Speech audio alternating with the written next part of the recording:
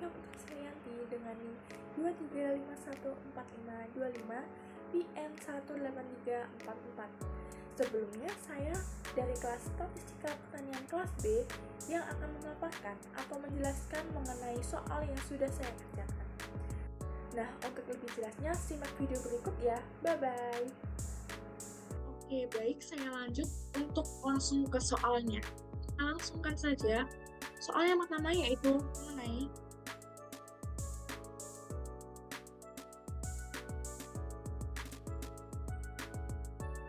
buatlah satu contoh rancangan penelitian di bidang pertanian yang berbeda dari yang telah dibahas di kelas dan bukan contoh dari buku referensi. Rancangan penelitian berisi tujuan penelitian dan data yang dikumpulkan. Oke, di sini saya mengambil judul penelitian mengenai analisis pengaruh salinitas sebagai faktor pembatas abiotik terhadap pertumbuhan tanaman padi dan kacang panjang. Selanjutnya, dari judul penelitian yang saya ambil memiliki tujuan yaitu untuk mengetahui pertumbuhan tanaman dan hasil panen tanaman padi serta tanaman kacang panjang terhadap berbagai perlakuan salinitas penyiraman yang berbeda-beda. Selanjutnya, dalam rancangan penelitian yang saya ambil memiliki data yang akan dikumpulkan seperti tinggi tanaman, jumlah daun, serta bobot segar dan bobot kering pada akar dan tajuk pada setiap perlakuan. Kemudian penelitian dalam judul yang saya ambil yaitu mengenai penanaman benih padi dan tanaman kacang panjang pada media tanah dan pupuk kompos. Yang kedua, penyiraman benih padi dan kacang panjang menggunakan beberapa perlakuan seperti perlakuan 0 ppm, 4000 ppm, dan 8000 ppm. Kemudian, penanaman tersebut dilakukan selama 21 hari.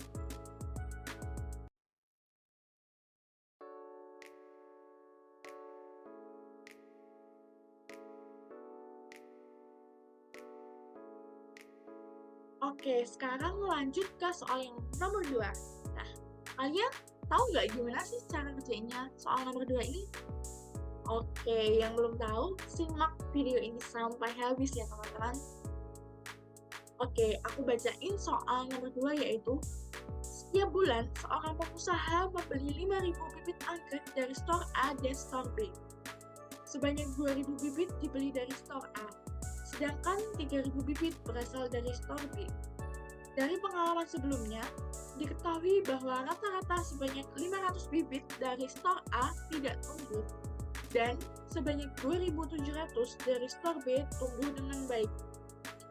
Untuk mengerjakan soal tersebut, kita harus menggunakan tabel. Di sini ada 4 kolom, yaitu mengenai toko pertanian, tanaman tumbuh dengan baik, tanaman tumbuh tidak baik, dan total keseluruhan.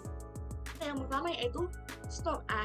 Tanaman dari store A yang tumbuh dengan baik yaitu sejumlah 1.500. Kemudian, tanaman yang tidak tumbuh dari store A yaitu 500. Sehingga mendapatkan total seluruhnya dari store A yaitu 2.000. Kemudian, pada toko pertanian yaitu store B, memiliki tanaman yang tumbuh dengan baik sejumlah 2.700 dan memiliki tanaman yang tidak tumbuh yaitu sejumlah 300. Sehingga mendapatkan total keseluruhan dari store B yaitu 3.000. Total tanaman tumbuh dengan baik yaitu sejumlah 4.200, sedangkan total dari tanaman yang tidak tumbuh yaitu 800, sehingga mendapatkan total keseluruhan yaitu 5.000. Kemudian, gimana sih cara pengerjaannya? Nah, yang pertama yaitu kita mencari peluang dari tanaman store A. Yang pertama yaitu jumlah total keseluruhan dari store A dibagi jumlah keseluruhan tanaman dari store A maupun store B, yaitu terdapat 2.000 dibagi 5.000, kemudian disederhanakan menjadi 2/5 dan mendapatkan hasil 0,4. Selanjutnya, pada tanaman toko B, yaitu dapat dengan cara total keseluruhan tanaman dari store B, yaitu berjumlah 3.000, dibagi dengan total keseluruhan tanaman dari store A maupun store B yang berjumlah 5.000. Kemudian dapat disederhanakan dengan angka 3/5. Kemudian mendapatkan hasil 0,6. Kemudian cara selanjutnya yaitu probabilitas mengenai tanaman yang tidak tumbuh pada stor A yaitu dengan jumlah 500. Kemudian dibagi dengan total keseluruhan pada stor A yaitu 2000. Sehingga dapat disederhanakan dengan angka 5/20 sehingga mendapatkan hasil 0,25. Selanjutnya, probabilitas pada tanaman yang tidak tumbuh pada stor B. Tanaman yang tidak tumbuh pada stor B sejumlah 300 dibagi dengan seluruh tanaman pada stor B yaitu yang berjumlah 3000. Sehingga dapat disederhanakan dengan angka 3/30 sehingga mendapatkan hasil 0,1. Kemudian selanjutnya langkah yang ketiga yaitu kita mengetahui atau mencari probabilitas pada tanaman yang tumbuh dengan baik. Yang pertama, tanaman pada stor A yang tumbuh dengan baik. Tanaman stor A yang tumbuh dengan baik yaitu berjumlah 1500 dibagi dengan total keseluruhan tanaman pada stor A yaitu 2000 sehingga dapat disederhanakan menjadi 15/20 sehingga mendapatkan hasil 0,70. Kemudian untuk mencari probabilitas tanaman yang tumbuh dengan baik pada stor B yaitu jumlah tanaman yang tumbuh dengan baik pada stor B yaitu sejumlah 2700 dibagi dengan jumlah keseluruhan tanaman yang ada di stor B yaitu sejumlah 3000. Sehingga mendapatkan hasil atau dapat disederhanakan dengan 27/30 sehingga mendapatkan hasil 0,9.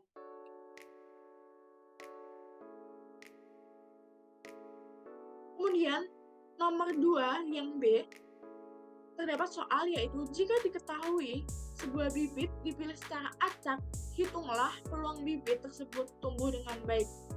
Nah, di sini kita menggunakan tabel yang sebelumnya kita gunakan di slide sebelumnya, yaitu perhitungannya dengan cara probabilitas tanaman yang tumbuh dengan baik pada stor yang sudah disediakan ini yaitu 4200 dibagi dengan 5000 total keseluruhan tanaman dapat disederhanakan dengan 42 dibagi 50 dan mendapatkan hasil 0,84. Jadi dapat disimpulkan bahwa peluang bahwa bibit yang dibeli seorang petani dapat tumbuh dengan baik adalah 0,8. Artinya, jika seorang petani membeli bibit 5000 dari stor A maupun stor B, terdapat peluang bahwa 8 tumbuh dengan baik.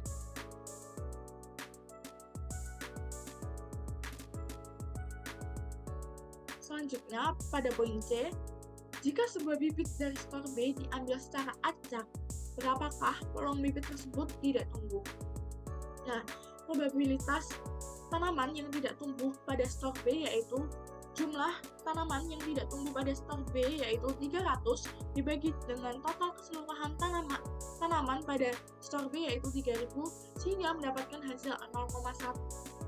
Jadi peluang bahwa bibit yang dibeli seorang petani dari stor B tidak tumbuh adalah 0,1. Yang artinya jika seorang petani itu membeli bibit 5000 dari stor A maupun stor B, terdapat peluang bahwa 10 di antaranya tidak tumbuh. Selanjutnya soal nomor 2 pada poin D, jika diketahui sebuah bibit tidak tumbuh, berapakah peluang bibit tersebut berasal dari stor A? Terdapat tabel yang disediakan pada PPT yang saya tampilkan. Pada kolom pertama yaitu stor A. Pada stor A, tanaman yang tumbuh dengan baik sejumlah 0,75. Sedangkan tanaman yang tidak tumbuh sekitar berjumlah 0,25. Sehingga didapatkan total keseluruhan pada stor A yaitu 0,4. Kemudian pada stor B, tanaman yang tumbuh dengan baik sejumlah 0,9. Sedangkan tanaman yang tidak tumbuh pada stor B yaitu berjumlah 0,1. Sehingga didapatkan bahwa total keseluruhan pada stor B yaitu 0,6.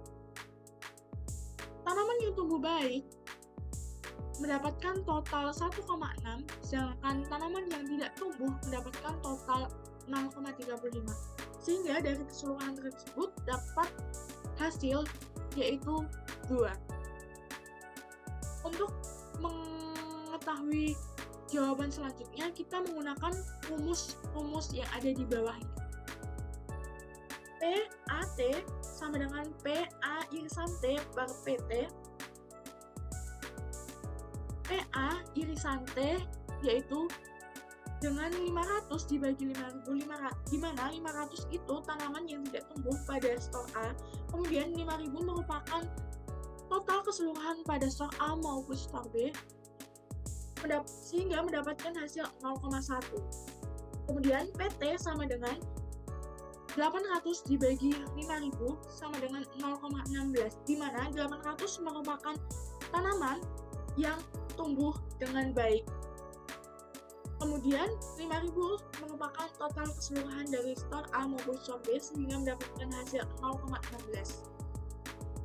PAT sama dengan PA irisan T per PT sama dengan 0,1 per 0,16 sama dengan 0,25 atau 62,5% bibit tidak tumbuh berasal dari stor A, yang artinya dengan kemungkinan lebih dari 50% bibit dari tanaman A tidak tumbuh. Kemudian pada nomor 3, saya akan memaparkan kembali mengenai tugas kelompok yang sudah saya bahas bersama dengan teman-teman kelompok saya. Judul penelitian yang saya ambil serta teman-teman saya yaitu mengenai Assessing the Mix to Agricultural Failed from Military Action in Ukraine, an Integrated Approach Using Statistical Indicator and Machine Learning. Latar belakang diadakannya penelitian tersebut karena adanya invasi besar-besaran Rusia terhadap Ukraina yang menyebabkan kerusakan cukup besar, terutama terhadap lahan sektor pertanian. Dampaknya mampu mengancam ketahanan pangan. Dalam jurnal ini menyajikan metodologi yang kuat secara otomatis mengidentifikasi area pertanian yang rusak akibat perang Ukraina tersebut. Tujuan dari penelitian pada paper yang kami ambil yang pertama yaitu untuk mengetahui kerusakan lahan pertanian akibat perang Ukraina menggunakan data satelit 2. Tujuan penelitian yang kedua yaitu untuk mengetahui dampak jangka panjang kerusakan lahan akibat perang. Yang ketiga, untuk mengetahui kerugian produksi dengan menggunakan data satelit.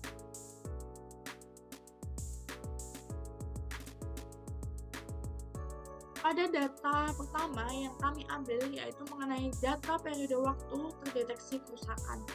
Tujuan data tersebut yaitu untuk mengetahui periode terdeteksinya adanya kerusakan. Jenis data yang kami tampilkan yaitu mengenai tabel baris dan kolom. Sumber data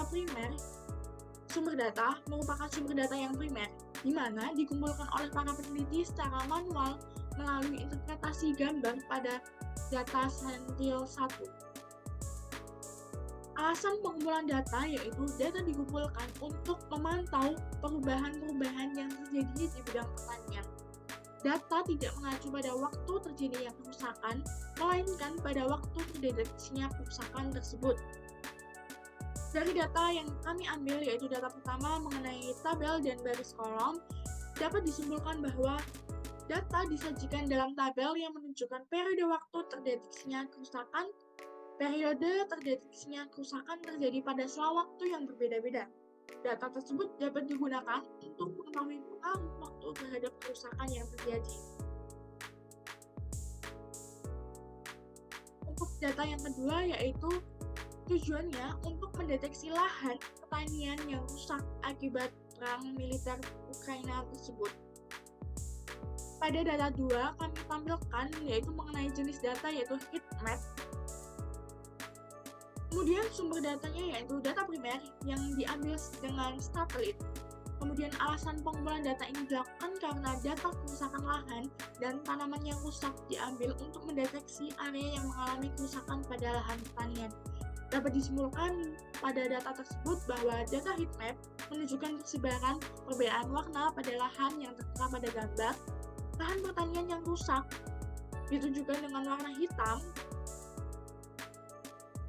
sedangkan warna hijau menunjukkan lahan yang tidak rusak.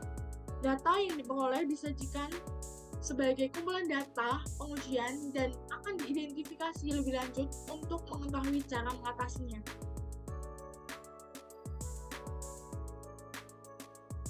Kemudian data yang ketiga kami ambil yaitu data pergeseran sebaran pada lahan tidak rusak, rusak sedang, dan rusak berat. Tujuan dari pengambilan data tersebut yaitu untuk mengetahui tingkat kerusakan pada lahan pertanian. Jenis data yang diambil yaitu mengenai data grafik garis. Sumber datanya yaitu data primer dari hasil pengamatan pada kerusakan lahan pertanian yang menggunakan satelit. Alasan pengumpulan data tersebut yaitu pengumpulan data digunakan untuk mendeteksi tingkat kerusakan lahan dengan membuat grafik garis atau pita spektral dengan 3 warna berbeda sesuai tingkat kerusakan. Dari data tersebut, dapat disimpulkan bahwa data yang disajikan dalam grafik garis dengan tingkat kelemburan yang berbeda-beda. Berdasarkan grafik, garis berwarna hijau untuk lahan yang tidak rusak, grafik kuning untuk lahan yang rusak sedang, dan grafik garis merah menunjukkan lahan yang rusak berat. Kemudian data yang keempat yaitu data distribusi area kerusakan berdasarkan periode. Tujuan data tersebut yaitu untuk mengetahui area yang terkena kerusakan pada periode tertentu. Pada data keempat merupakan jenis data yang berbentuk diagram batang, di mana sumber data didapatkan dengan primer dan sekunder dengan penelitian menggunakan citra satelit dan data dari database operasi militer. Alasan pengumpulan data tersebut yaitu untuk mengetahui total area yang mengalami kerusakan akibat perang pada periode tertentu. Dapat disimpulkan mengenai data tersebut bahwa data kerusakan lahan ditampilkan melalui diagram batang yang menunjukkan luas kerusakan lahan pada periode waktu tertentu. Secara keseluruhan, perang telah berdampak pada wilayah kumulatif sebesar 4.499 hektar lahan pertanian. Dari data yang ada menunjukkan bahwa terjadinya perang Rusia dan Ukraina yang besar-besaran dapat mengakibatkan kerusakan lahan pertanian pada daerah tersebut. Kesimpulannya, jadi kerusakan lahan pertanian akibat perang itu dapat dihitung menggunakan perhitungan statistika, baik secara primer maupun sekunder. Kesimpulan pada data tabel pertama yaitu tabel data, yaitu untuk mengetahui periode terdeteksi adanya kerusakan. Yang kedua, data heatmap, yaitu untuk mendeteksi daerah lahan pertanian yang rusak. Yang ketiga, grafik garis, untuk mengetahui pergeseran sebaran lahan tidak rusak, rusak sedang, dan rusak parah. Kemudian data yang keempat yaitu grafik batang, untuk mengetahui area yang terkena kerusakan pada periode waktu tertentu. Kemudian soal nomor 3 yang B yaitu reflective assessment, yaitu tuliskan peningkatan pengetahuan dan keterampilan Anda setelah mempelajari statistika pertanian sampai saat UTS ini. Nah, di sini saya akan memaparkan atau menjelaskan manfaat yang saya dapat selama mempelajari statistika sampai UTS ini. Menurut saya, setelah mempelajari materi statistika pertanian, saya merasa lebih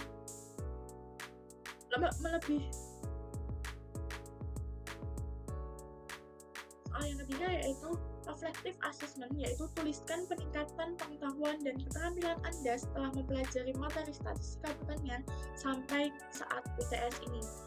Menurut saya, setelah mempelajari materi statistika pertanian, saya lebih mengetahui tentang statistika pertanian. Saya dapat mendapatkan pengetahuan dan keterampilan saya juga meningkat. Saya mengalami peningkatan dalam pemahaman tentang konsep analisis dasar dalam statistika seperti perhitungan statistik dan pengujian statistik lainnya. Saya juga merasa materi yang diberikan dalam statistika pertanian ini telah meningkatkan kemampuan saya dalam menganalisis data statistik yang membuat penyajian data statistik yang lebih efektif.